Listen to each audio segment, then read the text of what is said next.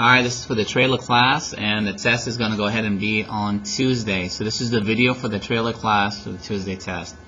First part of the test is going to have 3 questions on vocabulary. The highest or lowest point in the parabola is actually called the vertex. The way you know that is because the vertex in this case is the lowest, and in this case will be the highest point. The U-shaped graph is called parabola. Parabola is a graph of a quadratic function. Quadratic is what we call it. Parabola is what it looks like. The fold or line that divides it into 2 matching halves is the axis of symmetry. And the parent function for a quadratic equation is y equals x squared. So here I gave you 5 questions. Only 3 of them are on the test, so you just have to figure out how to memorize these. Second thing on the test is to ask you to find the vertex of each problem. Now these are the vertex form. So all I ask my kids to do is put OPP right here for opposite. The opposite of -4 is +4, and that 7 just drops. This is the vertex. Super easy to get. There's 2 questions. Again, you put opposite right here. Opposite of a +2 is a -2, and the 7 just drops. So whenever they ask for the vertex, that's how you find it. This is a little different. A point has an x and y value. A vertex has an h and k value. So when they give you a point and vertex and say find the equation, all you have to do is write down the equation and plug in the numbers. That's an x, that goes right there. That's a y, that goes right there. That's an h, that goes right there. But notice there's a minus sign. So leave the minus sign. I'm not changing the minus sign. I'm plugging in the h. The h is -1. And the k comes down here. Now, everything here looks good. I have a 1. I have an a. I have a +3. But I got this ugly looking thing right here. So all I got to do is work that out. Sit on your calculator. Just put it in there.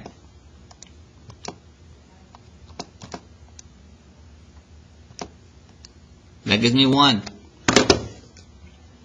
Now, Ms. Quideri taught y'all just to plug this into y1 and this in y2 and work it out. Same thing. I'm just going the long way. Opposite of +3 is a -3. That gives me 1a equals -2. And if you divide by 1, a equals -2. So all we did is plugged it in and figured out what a is. Now what we're going to do is plug it in again. But this time, instead of plugging every single thing in, I'm going to leave the y equal to x alone. So y equals x stays alone. A is -2. H is -1. Don't forget the minus sign. K is 3. By the way, minus and negative become plus.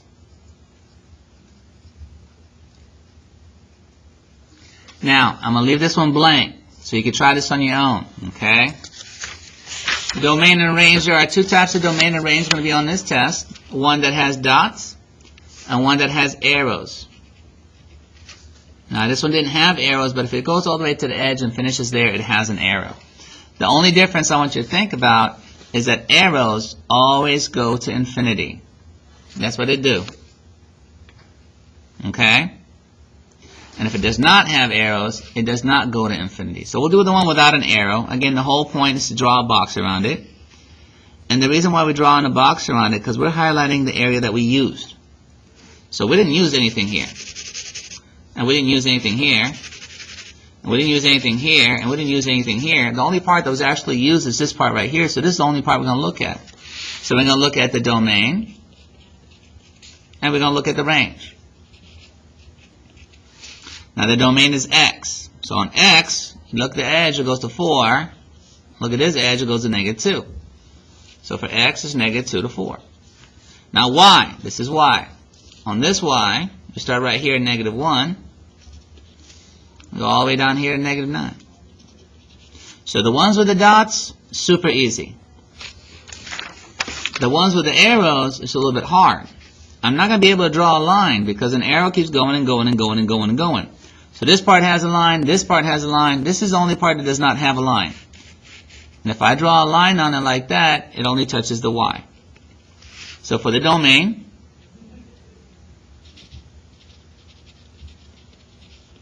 all quadratic equations have all real numbers. So you don't really got to look for the domain. But as for the range, notice I drew the line, right? So you always find the vertex, draw a line. It's at 1, 2, 3, 4. It's 4. So you'll say y, 4. Now my question to you is it getting higher or smaller? As you can tell, it's pointing down, so it's less than or equal to 4. So the answer is every value that's smaller than 4. Now if the arrows are pointing up, you put greater than. There are 3 questions on the test off of this. What they're going to do is they're going to give you a table. And off this table, you're going to go ahead and answer all these questions. But what you got to be really careful of is right here. Some of these questions, the answers are not here. They're right here. So don't ignore this. You're going to use this also. Question says, what is the vertex of y1? Every time we have a quadratic equation, we do the whole rainbow thing. 9 goes with 9, 4 goes with 4, 1 goes with 1.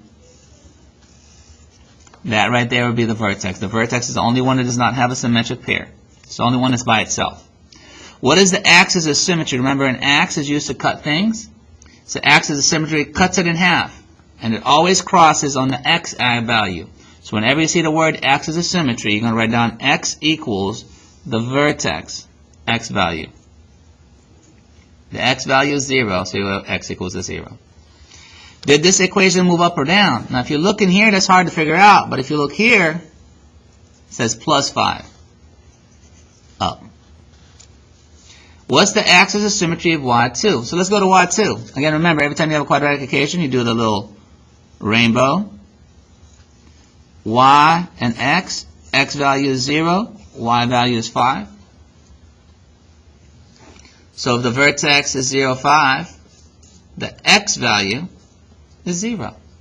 So, axis of symmetry, x, 0. Symmetric point of 1, 6. Here's 1, 6. Oh, look, there's an arrow. Whoop! Negative 1, 6. Did the equation y2 get wider or narrower? Again, you can't get that here. You have to get that here. Multiplication means wider. But what we're going to do is we're going to go ahead and remember that the x always lies. So in this case, it's not actually wider. It's narrower. The next part of the test is going to be a quadratic parent function. If you remember, the quadratic parent function is y equals x squared. So I'm going to go ahead and graph it for you. Kind of looks like this.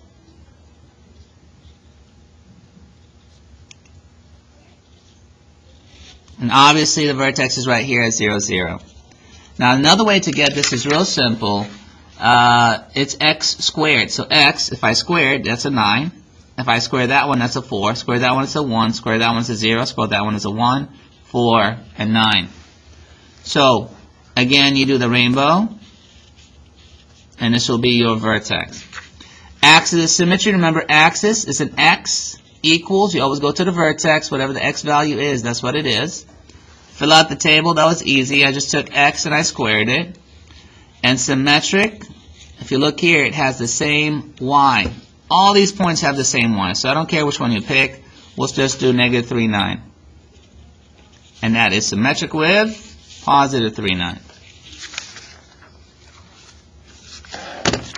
On a test for transformations, these are pretty easy. It says, how would a graph of function be affected if it's changed? So you start off here, and you multiply. Now remember, when you multiply, it's either wide or narrow. But remember that my x always lies. Multiply seems to going to be wide, but my x lies, so it's actually narrow. Another thing you could do is graph it.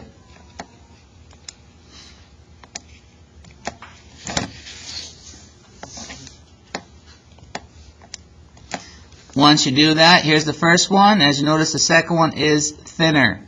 That means it's narrow. Here we go again. The function of x squared minus 5 is made by shifting x squared plus 2. So you start off at x squared plus 2. You end up at x squared minus 5. Obviously, that came down. So this shifted down.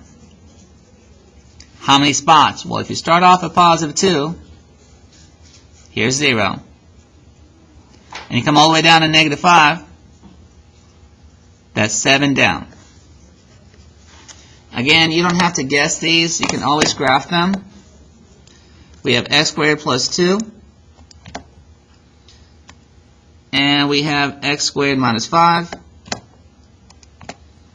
And you can just count the notches if you want. 1, 2, 3, 4, 5, 6, 7. You're always looking at the vertex that tells you the answer. Here we have negative x squared plus 3 is created by shifting. That means you're starting out here at negative x squared minus 1. So if you start off at negative 1, the vertex is at negative 1, and you end up at positive 3, you're actually moving 1, 2, 3, 4. You're shifting up 4. And again, if you just graph it and look at the picture, it gives you all this information. When graphed, what function would appear to be shifted 3 units up from y equals 2x squared minus 4?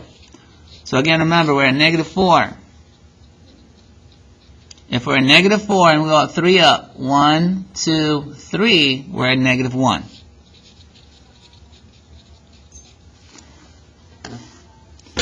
Here we have some quadratic equations. And again, remember with these, the main trick is just looking at the vertex. They're both quadratic, so they both have x squared. That part's easy to handle. The other part is where's the vertex at. This one, the vertex is at positive 1. And this one, the vertex at negative 5. Super, super easy. Make sure you study that one for the test. Is it quadratic? In this table, you're going to tell me if it's linear, if it's quadratic, or it's neither. Now, the trick is super easy. All you have to do is subtract. And after you subtract, you're just checking to see if they all have the same number or not. So I'm going to go over here. I'm going to go 4 minus 5. 5 minus 8. 8 minus 13. 13 minus 20. And 20 minus 29. Now, if all these numbers are the same, the first time you subtract, we call that number 1, we call that linear. But they're not the same, so it's not linear. So we do it second time. Negative 1 minus negative 3. And negative 3 minus negative 5. And negative 5 minus negative 7. And negative 7 minus negative 9. As you notice, they're all 2's.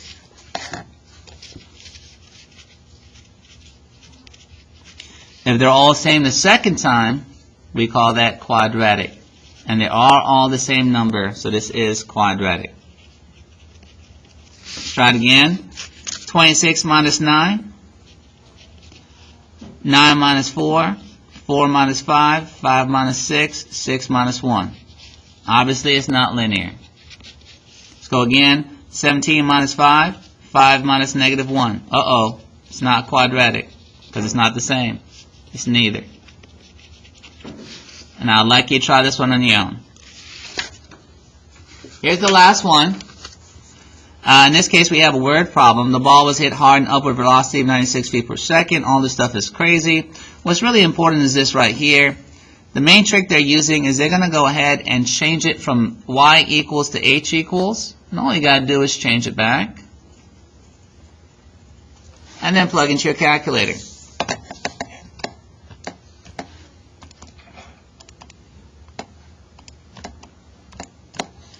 Once you go ahead and do so, you can just graph it and look at the picture, but you're going to realize the picture don't look right, because this only goes up to 10.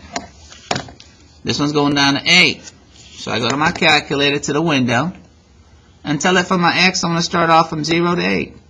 That was easy. But I also have the y. And the y here starts off at 0, but it goes all the way to 160. So I go to y and tell it to start from 0 to 160. Now when I graph it, it looks the same as this one. Now I'll be able to answer the questions using the graph and using the table. Alright, what height did the ball start from? The main word here is height. Height's right here, so I got to get my answers from the left-hand side. It looks like it starts off right here.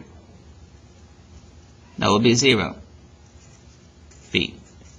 How long? Longest time. So now I'm going to get my answers from down here. How long did the ball take going up and coming down? Well, the ball going up, it took this long. That's 3 seconds.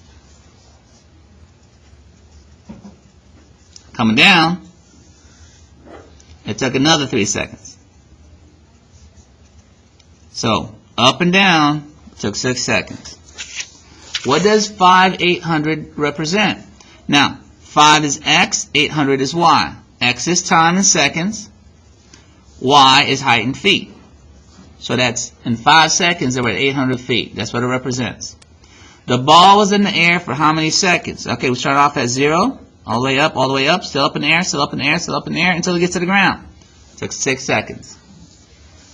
The ball was at a height of 60. Height's over here. Here's 60. So I take the notch at 60 and widen it all the way across. And you notice it touched twice. It touches right here around 0.75. And it touches out here around 525. The last thing on the test that we have to work on is reading a graph. Remember, the axis of symmetry is an x equals. Remember, it's wherever the vertex is at. So the vertex is right here at -2, 4. So the axis of symmetry is x value, which is -2. Another way to do it is just to cut it in half, because an axe is used to cut something in half. So when you cut this in half, it crosses the x at -2. Y-intercepts, wherever you touch the y. Here's the y-axis. It's touched right here at 0, 3. Symmetric points are points that have the same y. So this is 4, -5. Here's 1, 2, 3, 4, 1, 2, 3, 4, 5. If you want to have something have the same y, you stay on that y until you touch it. That's -8, -5. Okay, guys, good luck on your test.